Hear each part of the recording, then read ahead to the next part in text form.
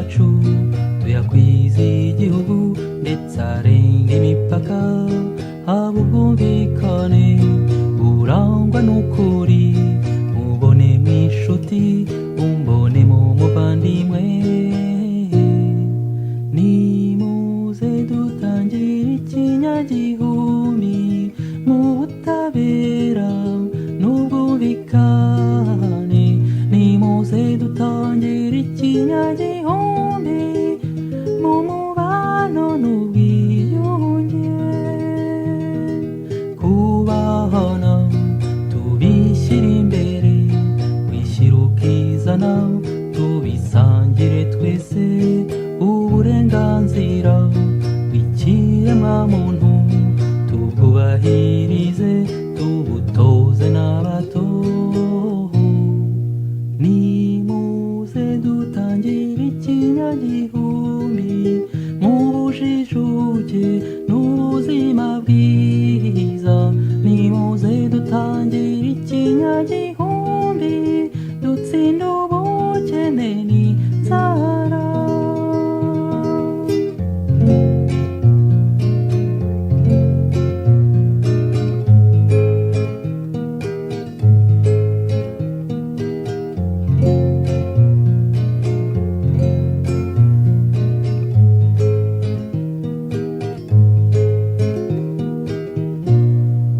Nimuze dutangire ikinyagihumbi mu bujijuke n'ubuzima bwiza, nimuze dutangire ikinyagihumbi dutsinda ubukene n'inzara.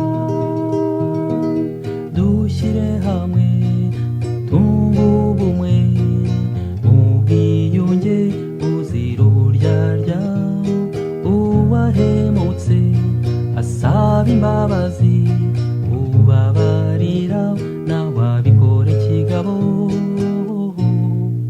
Nimuze dutangire ikinyagihumbi dusangira kabisi n'agahiye, nimuze dutangire ikinyagihumbi twita ku mfubyi n'abapfakazi.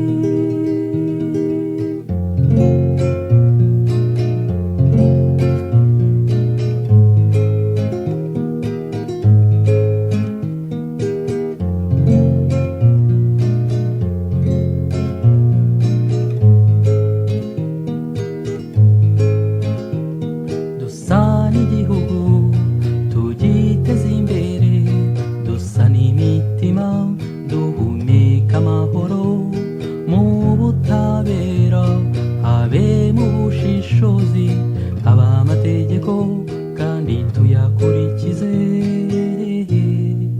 Nimuze dutangire ikinyagihumbi twitwa abavandimwe tutareba amoko, nimuze dutangire ikinyagihumbi turangwa n'imirimo myiza.